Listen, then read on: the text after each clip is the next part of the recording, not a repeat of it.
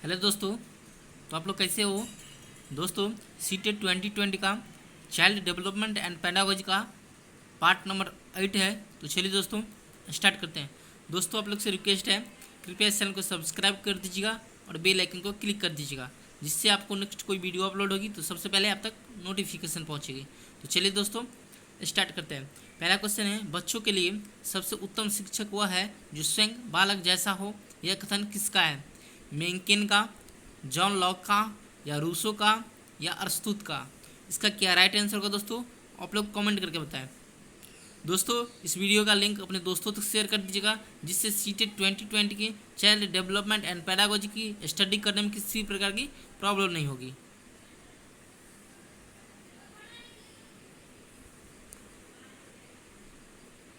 जी हाँ दोस्तों, इसका जो राइट आंसर हो जाएगा दोस्तों वो हो जाएगा डी, यानी अरस्तुत का। बच्चों के लिए सबसे उत्तम शिक्षक वह है जो स्वयं बालक जैसा हो। यह कथन अरस्तुत का है। ये डी हमारा राइट आंसर हो जाएगा दोस्तों। तो चलिए दोस्तों मैं अगला क्वेश्चन पे चलता हूँ। अगला क्वेश्चन है, अनौपचारिक शिक्षा के किन के लिए हैं? जो शिक्षा पूरी करने से पहले स्कूल छोड़ चुके हो, उन बच्चों के लिए जो कहीं कोई काम कर रहे हो, या सी उन बच्चों के लिए जो स्कूल नहीं जाते हो, या डी उपरोक्त सभी? जी हाँ दोस्तों, इसका क्या राइट आंसर होगा दोस्तों? आप लोग कमेंट करें। बोल रहे हैं नॉन फॉर्मेटिव एजुकेशन किन के लिए है?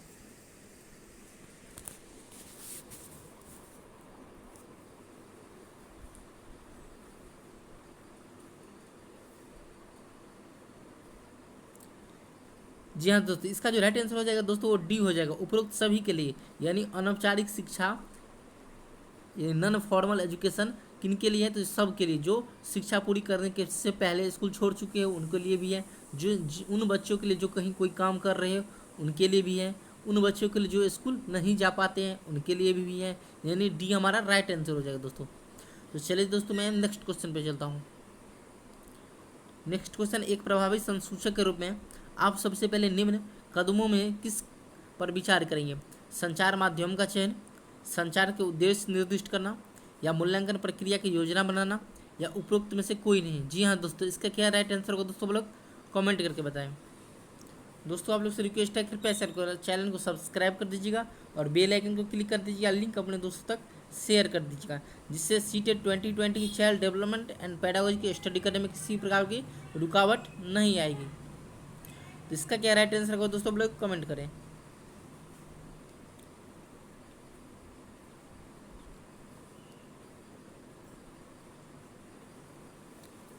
जी हाँ दोस्तों, इसका जो राइट आंसर हो जाएगा दोस्तों वो हो जाएगा यानी बी, संचार के उद्देश्य निर्दिष्ट करना। बी हमारा राइट आंसर हो जाएगा दोस्तों। तो चलिए दोस्तों मैं अगला क्वेश्चन पे चलता हूँ। अगला क्वेश्चन है, कक्षा के भौतिक वातावरण को बेहतर बनाने के लिए निम्न में किसे महत्व दिया जाना चाहिए? वायु प्रदूषण पर नियंत्रण, ध्वनि प्रदूषण पर रोकथाम, या उपरोक्त दोनों, या डी उपरोक्त में से कोई नहीं? जी हाँ दोस्तों, इसका क्या राइट आंसर होगा दोस्तों? आप लोग कमेंट करें।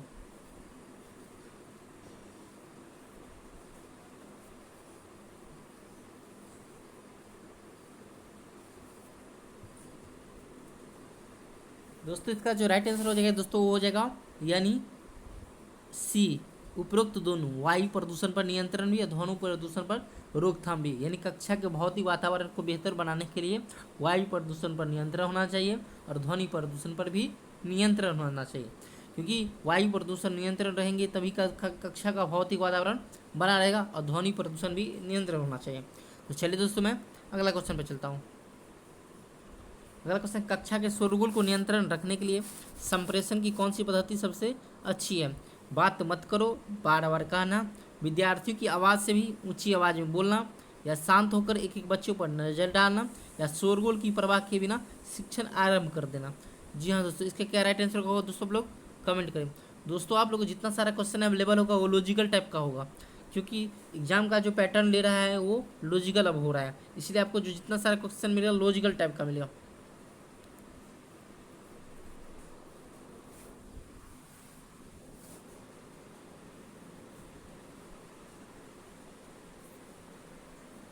जी हाँ दोस्तों, तो बोला है कक्षा के शोरगुल को नियंत्रण रखने के लिए संप्रेषण की कौन सी पद्धति सबसे अच्छी होगी? दोस्तों यदि क्वेश्चन का आंसर यदि ढूंढ पाओगे तो ठीक है, नहीं तो क्या कीजिएगा, जो निगेटिव है, यदि क्वेश्चन पॉजिटिव हो तो आंसर जो निगेटिव होगा उसको काट देंगे। जैसे कि बात मत करो बार बार कहना है, ऐसा बिल्कुल ये निगेटिव हो जाएगा हमारा, ऐसा इसको हम काट देंगे, यानी ये हमारा गलत हो जाएगा। विद्यार्थी की आवाज़ से भी ऊंची आवाज़ में बोलना, यदि यदि विद्यार्थी बोल रहा है और उससे हम ऊंची आवाज़ में बोले तो क्या हमको कोई इफेक्ट पड़ेगा? विद्यार्थी अपना काम में लगे हुए हैं, यानी ये बात भी निगेटिव। ठीक है दोस्तों, उसके बाद शांत होकर एक एक बच्चे पर नजर डालना, ये बिल्कुल पॉजिटिव बात है। शांत होकर एक एक बच्चे पर नजर डालेंगे। शोरगुल की परवाह किए बिना शिक्षण आरंभ करना, ये भी निगेटिव, यानी ए बी डी निगेटिव। इसका जो राइट आंसर हो जाएगा दोस्तों वो सी हो जाएगा। तो चलिए दोस्तों मैं अगला क्वेश्चन पर चलता हूँ। अगला क्वेश्चन है बुद्धि लब्धि आई क्यू की जाँच क्यों आवश्यक है? ताकि छात्र को कक्षा में उनकी बुद्धि के आधार पर विभिन्न वर्गों में बांटा जा सके। दोस्तों इस क्वेश्चन का आंसर देने से पहले मैं जो निगेटिव है उसको काटते जा रहा हूँ। बोल रहे हैं यानी बुद्धि लब्धि की आई की जांच क्यों आवश्यक है? ताकि विभिन्न वर्गों में, यहाँ पे देखो विभिन्न वर्गों में बांटा जा सकती है, यहाँ पे ये निगेटिव पॉइंट है, यानी इसको हम काट देंगे। चलिए मैं इसका अगला पे चलता हूँ।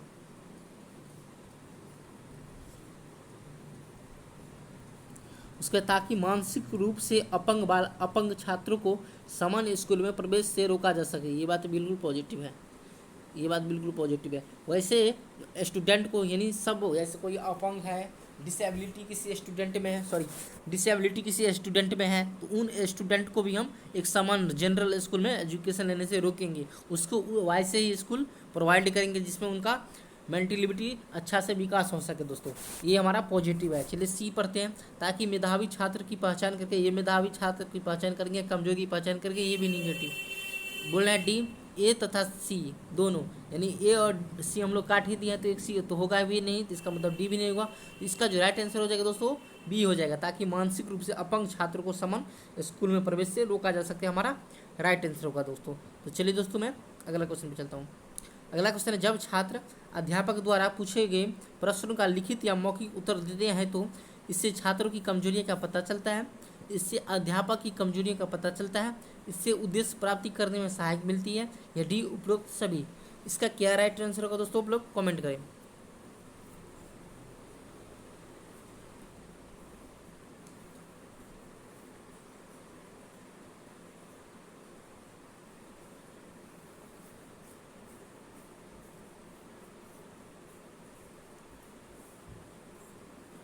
जी हाँ दोस्तों, इसका जो राइट आंसर हो जाएगा दोस्तों वो जगह बोल रहा है जब छात्र अध्यापक द्वारा पूछे गए प्रश्न का लिखित या मौखिक उत्तर देते हैं तो कैसी स्थिति होती है, इससे छात्र की कमजोरियों का पता चलता है। ये बात पॉजिटिव नहीं है।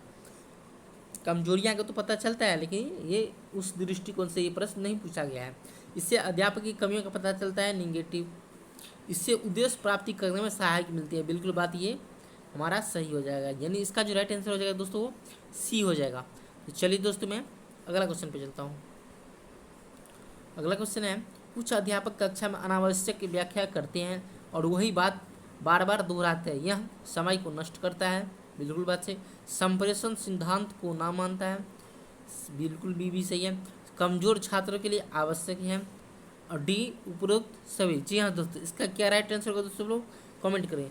मैं यदि इसका आंसर आप लोग को थोड़ा, एक मिनट दोस्तों, कुछ अध्यापक कक्षा में अनावश्यक व्याख्या करते हैं और बात बार बार यानी एक ही कोई ऐसा टॉपिक है जिसको बार बार दोहरा है तो समय को नष्ट करता है, ये पॉजिटिव है।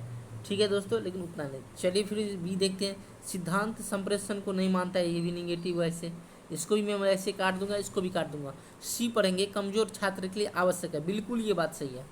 यदि कोई एक ही क्लास में हो सकता है, कोई तेज स्टूडेंट रहता है, कोई कमज़ोर रहता है, तो कमज़ोर छात्र के लिए बेहद आवश्यक है कि कोई ऐसा टॉपिक उसके लिए मिल जाए जिसको बार बार वो सर दोहरा रहे हैं, तो उसको भी ये समझ में आ जाएगा। जो तेज स्टूडेंट है उसको तो ऑलरेडी समझ में आया ही होगा, लेकिन जो कमज़ोर है उसको भी समझ में आ जाएगा, तो सी हमारा राइट आंसर हो जाएगा दोस्तों। चलिए दोस्तों मैं अगला क्वेश्चन पर चलता हूँ। अगला क्वेश्चन है स्कूल अनुशासन के संबंध में निम्न में कौन सा कथन सही है? अनुशासन शिक्षण अधिगम प्रक्रिया का एक अंग है। अनुशासन का उद्देश्य छात्र को दंड देना नहीं होता, बल्कि यह सुधारात्मक प्रक्रिया है। या अनुशासन स्थापित करने के लिए छात्र को सदैव कड़ा दंड देना चाहिए, या डी उपरोक्त सभी।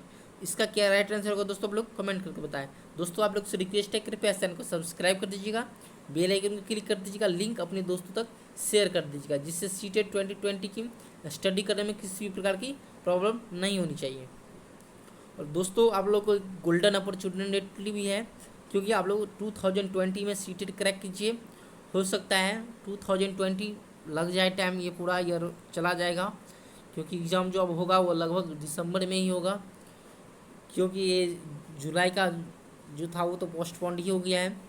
और कोई बात नहीं, यदि अगस्त में ही होगा या जनवरी में भी होगा तो कोई बात नहीं, आप लोग इसके साथ ही KVS का भी प्रिपरेशन स्टार्ट कर दीजिए, क्योंकि यदि सीटेट 2020 में यदि निकल जाता है, लास्ट में भी हो सकता है 2021 में भी जनवरी में निकल जाए तो कोई बात नहीं, क्योंकि हो सकता है तो मार्च अप्रैल में आएगा ही इसका रिक्वायरमेंट। तो थैंक यू दोस्तों। इसका क्या है राइट आंसर का दोस्तों आप लोग बताएं।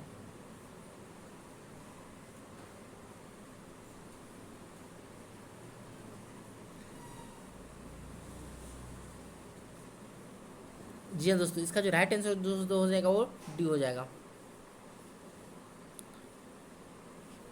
तो चलिए दोस्तों मैं अगला क्वेश्चन पे चलता हूँ।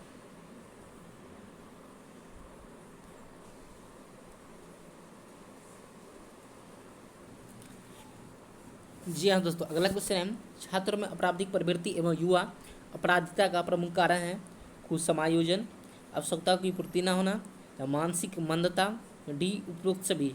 जी हाँ दोस्तों, इसका क्या राइट आंसर होगा दोस्तों आप लोग कमेंट करके बताएं। बोल रहे छात्रों में आपराधिक प्रवृत्ति एवं युवा अपराधिता का प्रमुख कारण क्या हो सकता है।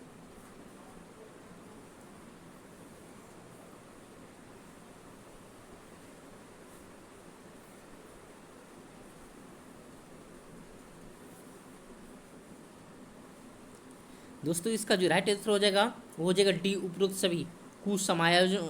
कुसमायोजन भी हो सकता है कोई ऐसा वर्क हो जिसको सही प्रकार से समायोजित नहीं करता हो, तो वो कुसमायोजन भी हो सकता है। आवश्यकताओं की पूर्ति ना होना, ये भी बिल्कुल बात सही है, मैं इसको भी दूंगा प्रेफरेंस। सी मानसिक मंदता, मेंटली डिसेबिलिटी, ये भी हो सकता है, यानी ABC तीनों पॉजिटिव है। इसका जो राइट आंसर हो जाएगा दोस्तों डी हो जाएगा। तो चलिए दोस्तों मैं नेक्स्ट अगला क्वेश्चन पे चलता हूँ। अगला क्वेश्चन है, कक्षा नायक का चयन करते समय अध्यापक को किस बात को ध्यान में रखना चाहिए। छात्र की बौद्धिक क्षमता को, छात्र की अनुशासन के प्रति निष्ठा को, या अन्य छात्र की पसंद को, या छात्र के शैक्षिक उपलब्धि को। इसका क्या राइट आंसर होगा दोस्तों आप लोग कमेंट करके बताएं।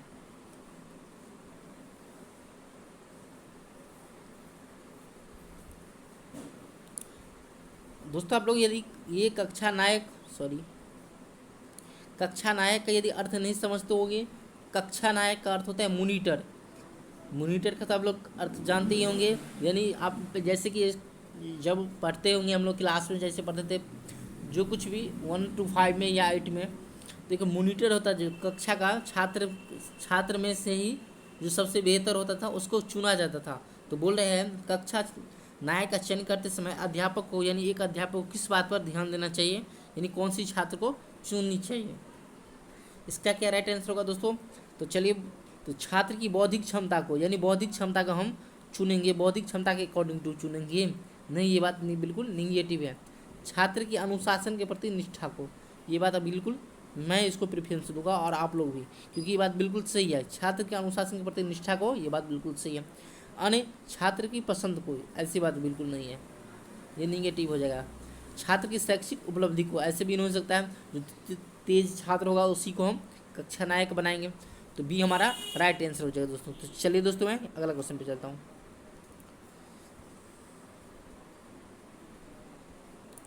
अगला क्वेश्चन है, भारतीय समाज के परिप्रेक्ष्य में शिक्षण एक चुनौती से भी अधिक है। धर्मात्मा एवं विवेकहीनता के कारण, जातीय विभेद के कारण, या सांप्रदायिक दोष के कारण, या उपरोक्त सभी। जी हाँ दोस्तों, इसका क्या राइट आंसर होगा दोस्तों आप लोग कमेंट करके बताएं।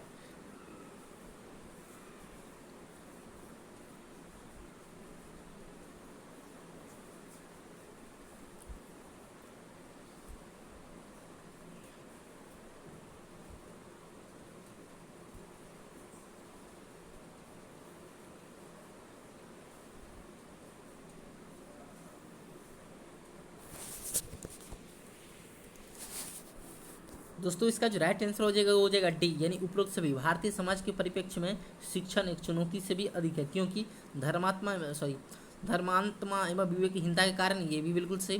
जातीय विविधता के कारण ये भी पॉजिटिव है, सांप्रदायिक तो उसके कारण ये भी पॉजिटिव है। इसका जो राइट आंसर हो जाएगा दोस्तों वो डी हो जाएगा। तो चलिए दोस्तों मैं अगले क्वेश्चन पे चलता हूँ। शिक्षक आचार संहिता है शिक्षण कार्य की सरकारी दस्तावेज, शिक्षकों के मानक व्यवहार के सूचक पुस्तिकाएं, या शिक्षकों की नैतिकता का पाठ पढ़ाने वाली पुस्तिकाएं, या डी उपरोक्त में से कोई नहीं। तो शिक्षक आचार संहिता क्या है दोस्तों, इसका कमेंट करके बताइए आंसर।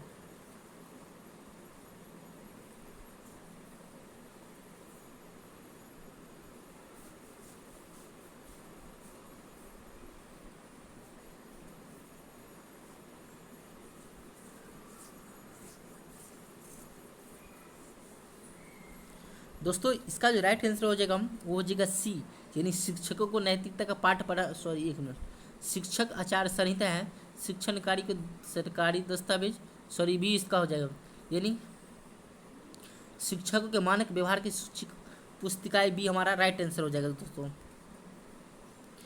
ठीक है दोस्तों, नेक्स्ट अगला क्वेश्चन पे चलता हूँ।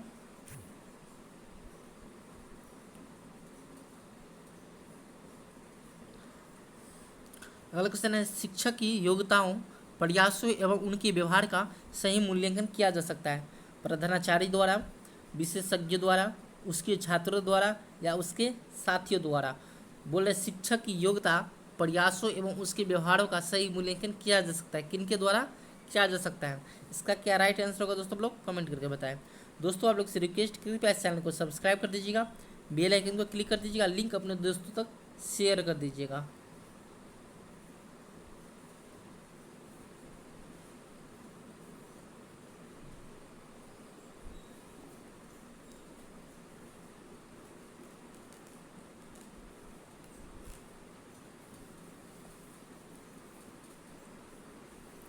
इसका जो राइट आंसर हो जाएगा दोस्तों वो हो जाएगा सी, यानी किसी भी शिक्षक का योग्यता, प्रयास और उसके व्यवहार का सही जो मूल्यांकन किया जा सकता है वो एक छात्र के द्वारा ही किया जा सकता है, ना कि प्रधानाचार्य के द्वारा, विशेषज्ञ के द्वारा, या उसके साथियों के द्वारा। यानी हमारा जो राइट आंसर हो जाएगा दोस्तों वो बिल्कुल सी हो जाएगा। तो चलिए दोस्तों अगला क्वेश्चन पे चलता हूँ। दोस्तों मैं इसी क्वेश्चन के साथ इस वीडियो को लास्ट करूँगा। आप लोग से रिक्वेस्ट है जो कृपया चैनल को सब्सक्राइब कर दीजिएगा और बेल आइकन को क्लिक कर दीजिएगा, जिससे नेक्स्ट वीडियो अपलोड होगी तो सबसे पहले आप तक पहुँचेगी। अगला क्वेश्चन है छात्रों में वैज्ञानिक दृष्टिकोण उत्पन्न किया जा सकता है विज्ञान की शिक्षा के द्वारा, दर्शन एवं मनोविज्ञान की शिक्षा द्वारा, तर्क संगत विचारों के प्रस्तुतिकरण द्वारा, या डी उपरोक्त सभी। तो इसका क्या राइट आंसर होगा दोस्तों, आप लोग कमेंट करें।